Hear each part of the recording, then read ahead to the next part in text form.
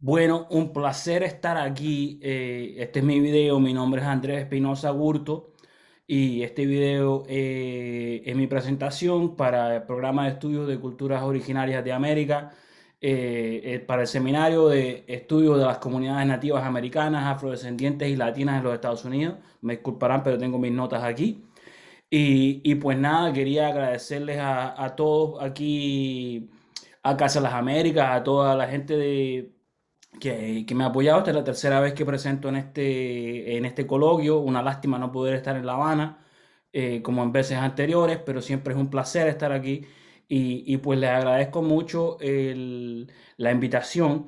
Y pues lo que voy a hacer hoy, que va a ser un poco cortico, pero bueno, y les pido la deferencia desde un principio porque ando un poco catarrado. eh, Voy a hacer una primicia para Casa de las Américas, que es acerca del lanzamiento de mi libro. Y el punto de hacerlo con Casa de las Américas es porque Casa ha sido gran participante en el desarrollo de este proyecto, porque yo las veces que he presentado en el Coloquio Latino de los Estados Unidos y también dentro del marco del Congreso de Musicología de Casa de las Américas, yo he presentado parte de mi trabajo, que es lo que eventualmente ahora se ha transformado en este libro. Y como yo dije, mi nombre es Andrés Espinosa Gurto. Me disculpa. Soy musicólogo, compositor, músico, percusionista y, y por estos días también soy profesor de cátedra en Florida Atlantic University en la Florida. Y, y lo que le quería contar es esto, es básicamente que mi libro está ya al salir. Sale el 1 de diciembre del 2021, es el lanzamiento oficial, solo quedan unos días. Lamentablemente no me ha llegado la copia física todavía, pero voy a compartir básicamente la idea con ustedes que han seguido durante todos estos años mi trabajo, y nuevamente agradecido por la invitación. Voy a mover aquí un momento para mostrarles la carátula del libro, y les cuento un poco más.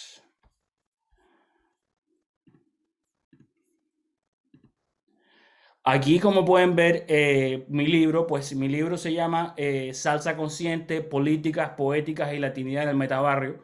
Está publicado con la Michigan State University Press. Es mi primer libro, y esta ha sido una investigación de muchos años que inicialmente comenzó como mi doctorado y ahora ha visto este formato. Y, y tal como dije, ha sido presentado fragmentos de este han sido presentados varias veces en Casa de las Américas. Todavía me van a preguntar, pero todavía no está en castellano.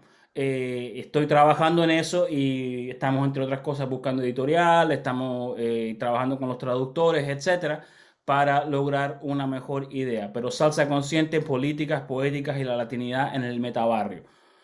Y voy a regresar aquí. Bueno, estamos de regreso. Y básicamente lo que voy a explicar es un poco el desglose del libro, de lo que va un poco en detalle, sin entrar a mayor cabalidad. Pero si ustedes buscan Salsa Consciente en su buscador de internet, me van a encontrar el libro, lo pueden pedir por ahí, o me escriben directamente. Me pueden buscar directamente Andrés Espinosa Música y aparezco yo por ahí, o Salsa Consciente. Si ustedes buscan Salsa Consciente, les va a dar a mi libro. El libro nace básicamente desde mi perspectiva como inmigrante a los Estados Unidos, inmigrante latino a los Estados Unidos. Y yo, cuando llegué a los Estados Unidos hace casi 20 años, ya poco más de 20 años en realidad, yo no sabía que yo era latino. Yo tenía mi nacionalidad, que yo soy de nacionalidad chilena, y llegué a los Estados Unidos y de repente me encontré con la idea de latino, y yo no lo entendí muy bien, pero había algo que me interesaba, y trabajé en buscar algunas maneras de utilizar este concepto y entenderlo, más bien de entenderlo como dentro de quién era yo en este país, nuevamente reinventándome al llegar acá, etcétera. Y lo que encontré, aparte de mi identidad como mi nacionalidad, fue que esta identidad latina era una identidad compartida, y la identidad compartida con gente que no era de mi misma nacionalidad, y que tampoco nos gustaban necesariamente las mismas cosas, pero teníamos suficientes cosas en común, entonces, dentro de las cuales podíamos encontrar un territorio que nos ayudaba a desarrollar nuestro trabajo o nuestros ideales. Y uno de esos ideales que yo encontré acá en los Estados Unidos fue la música. Yo soy, como dije, yo soy músico, soy musicólogo, y la idea de la música específica y específicamente la música salsa. Y gran parte de lo que el libro, donde comienza el libro, es que yo, habiendo leído acerca de la salsa, gran parte de las discusiones de la salsa eran acerca de la nacionalidad de la salsa. Y los cubanos aquí me van a decir, no, que la salsa es cubana, que los puertorriqueños me van a decir, no, que la salsa es boricua, y otros me van a decir que la salsa es de Nueva York. Y yo simplemente no quise entrar en esa discusión, sino que explicar y tratar de entender más bien eh, si la salsa representa una identidad latina y qué significa eso. Y para eso obviamente tuve que responder muchas preguntas en cuanto a mí mismo, en cuanto a la salsa, en cuanto a lo que representa la salsa y el mensaje que da la salsa. Y en ese tratar de entenderlo, di con esta idea de la salsa consciente. ¿Y consciente de qué? Consciente de su existencia, consciente de una identidad latina, que está obviamente interseccionalizada con una identidad de clase, una identidad racial, y una entidad translatinoamericana desde los Estados Unidos hacia Latinoamérica y de Latinoamérica hacia los Estados Unidos. Una entidad transnacional.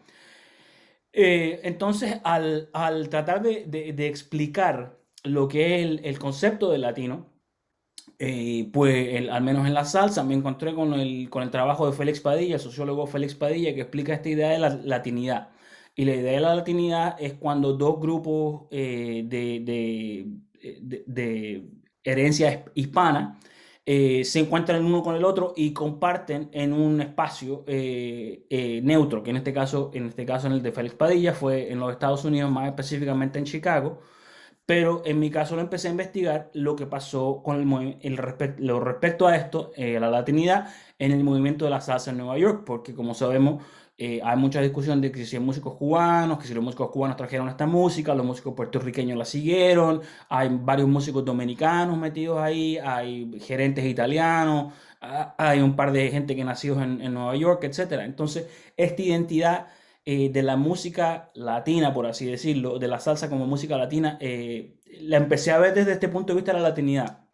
Y entonces, al tratar de entender eso, tuve que intentar desarrollar una definición de lo que significa ser latino. Y por cierto, yo utilizo latino sin utilizar el Latinx, que es lo que se usa por estos días, porque me refiero generalmente al término que se le daba al periodo que estoy estudiando, que son los 70, 80 y 90. Y, pero bueno, tratar de desarrollar una definición de lo que es la identidad del latino en sí era una cosa que era necesaria para explicar la latinidad en la salsa y la salsa como música latina, ¿no?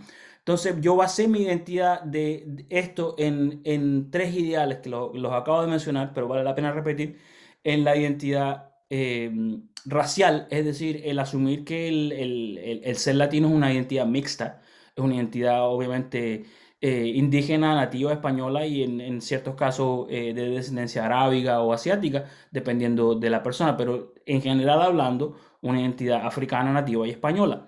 Entonces, al asumir esa idea, se formamos un primer nivel en la definición de lo que es el ser latino. La segunda definición es una conciencia de que obviamente es interseccional con la raza, la conciencia de clase, en el sentido de que la mayoría de los latinos vienen de una clase media baja. Entonces, y muchos de los inmigrantes que vienen a los Estados Unidos vienen en búsqueda de una mejor vida.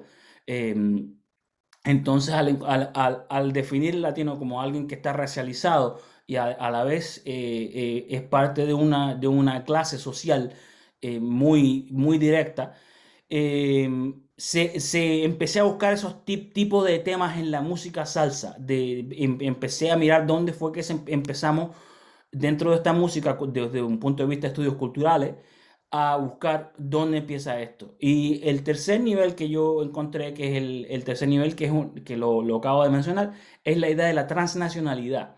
Y es cuando la salsa, el discurso de la salsa más bien, empieza a buscar una conexión con otros lugares, otros países y otras nacionalidades, por así decirlo, más allá de lo que es Nueva York, Cuba y Puerto Rico. Y se empieza a meter la idea de la salsa en Venezuela, la salsa en Panamá, la salsa en Colombia, la salsa en el Perú, etcétera. Y cómo se refleja esta identidad en el discurso musical y lírico de la salsa. Entonces lo que yo hice fue empezar a buscar estas tres ideas dentro de la música. Y como obviamente no tenemos un gran archivo dentro de lo que es la salsa misma en términos de biblioteca, un archivo escrito, pues mi archivo principal fueron las entrevistas, obviamente, a muchos músicos que yo hice, a muchos músicos, y además de eso, los discos mismos, las grabaciones mismas de salsa. Y al estudiar las grabaciones de salsa, me puse a buscar dentro de principalmente las líricas, cómo se expresaban estas ideas. Y empecé la primera idea la idea de formar la conciencia y la salsa como la crónica del pueblo. Y en este sentido, la idea de contar la historia y de definir quién es el pueblo. El pueblo es el que define lo que es la música, porque la salsa al fin y al cabo no es música académica, la salsa es música de calle. Entonces, como música del pueblo, cómo se desarrolla en cuanto a racialidad. Y en este sentido encontré, por ejemplo, dentro del trabajo de Arsenio Rodríguez, el cubano Arsenio Rodríguez, el ciego maravilloso, mucha idea de racialidad. También en el trabajo de Cortijo en Puerto Rico, con temas como el negro bembón, etcétera. Y también mucho en el trabajo colaborando mucho con Cortijo en los años 50 y 60, don Tite Curí Alonso, que es uno de los arquitectos de este movimiento de la salsa consciente. Y, al buscar eso, cómo se explicaba la racialización, mientras utilizábamos el formato por así decirlo, del sono de la salsa, para expresar, dentro de una música, entre comillas, alegre, eh, actos que eran muy complicados de explicar, pero que sin embargo eran muy claramente. Y obviamente también analizo el contexto de los tiempos, en los años 50 y 60, los peloteros, por ejemplo, los jugando pelota. También se empieza a ver la idea del latino, aunque fuera de tez oscura, como una persona que era visualizada. También Cortijo también tenía en los años 60, en la Taberna India, un programa de televisión en Puerto Rico, un show, donde ellos eran los músicos. Entonces había una vista de esto de ser de raza negra.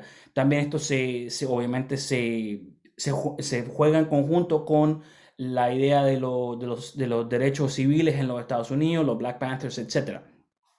Y luego, al mirar ya cuando se empieza a desarrollar la salsa más hacia los finales de los 70, principios de los 70, es el capítulo 2 de mi libro. Lo que yo empecé a estudiar es la idea de la salsa como el motor de la conciencia latina. Porque en este sentido, la salsa empieza a utilizar una gran cantidad de discursos, porque gran parte de lo que se establece en lo ser verdadero en la salsa es ser de calle. Entonces vemos a íconos como a Héctor Lavoe, a Willy Colón, Cheo Feliciano, gente que a pesar de ser famosos, son gente de calle. Aparece también, obviamente, la película Our Latin Thing, La Cosa Nuestra, dirigida por Jerry Masucci, puesta por la Fania Records, y la idea que presenta a estos antihéroes, por así decirlo, como héroes de calle. Las líricas también en este tiempo, más allá de ser racializadas, eh, aparece la idea de ser de calle, la idea de ser el antihéroe, el ladrón, el carterista, aparecen como un héroe. Entonces esta idea de contar la historia no de la gente de más allá, sino la gente que está conmigo en el barrio, en la esquina, aparece muy claramente. Y ese es la música que se estaba escuchando en el New York latino en los años 70, final de los años 70, principios de los años 70, cuando empieza el boom de la salsa. Entonces, dentro de una idea bailable, de un concepto bailable y de música popular, pues aparece esta idea del antihéroe y del personaje de calle como un ethos importante del discurso salsero. Entonces tenemos la racialización de la salsa, que es el primer nivel de latinidad que yo le llamo, y el segundo nivel, que es la conciencia de clase. Yo soy de calle, yo vengo de la calle, y ese es un ethos que todavía se encuentra mucho en la salsa contemporánea, por ejemplo, en la música de Pirulo y la Tribu, etc. Entonces yo analicé en esos primeros dos capítulos alrededor de 50 canciones de varios autores y ver cómo expresaban estos ideales. Luego, continuando con esto, pues llegué a la segunda parte del libro que se enfoca directamente en analizar el trabajo de Don Tite Cure Alonso, que ya lo mencioné, compositor puertorriqueño, que es el arquitecto de la salsa consciente. Él fue uno de los primeros en establecer de una manera continua y una manera directa y una manera clara un discurso social. Y muchos de los números de él tratan de temas de negritud, que él era de raza negra, de negritud, las caras lindas de mi gente negra, con Ismael Rivera, por ejemplo. Eh, Temas sociales como el arribismo en Latinoamérica, como Pura Novela, por ejemplo. Y entonces analizo sus canciones en búsqueda de estos ideales y también lo que él introduce, que es una cosa que es, entre comillas, novedosa, es la idea del origen nativo en la salsa. Y lo que aparece en este sentido es Tite Curé cantando, componiendo, por ejemplo, Anacaona, que la canta Cheo Feliciano. Y luego siguiendo de eso, que como una evolución hegeliana desde Tite Curé, aparece, por supuesto, el que todo el mundo esperaba, don Rubén Blades, y analizo su lírica detalle por detalle y buscando esta idea de la latinidad. Y en lo que se ve de Rubén Blades, que es muy interesante para este libro, aquí es donde se realmente, a pesar de que Tite Curella lo había comenzado, donde aparece la idea de la transnacionalidad, porque en grandes rasgos, porque Rubén Blades es panameño. Entonces, al ser panameño, él tiene una idea distinta de lo que es la conexión con el resto del continente. Y él evalúa en sus líricas, obviamente sus líricas son altamente políticas y altamente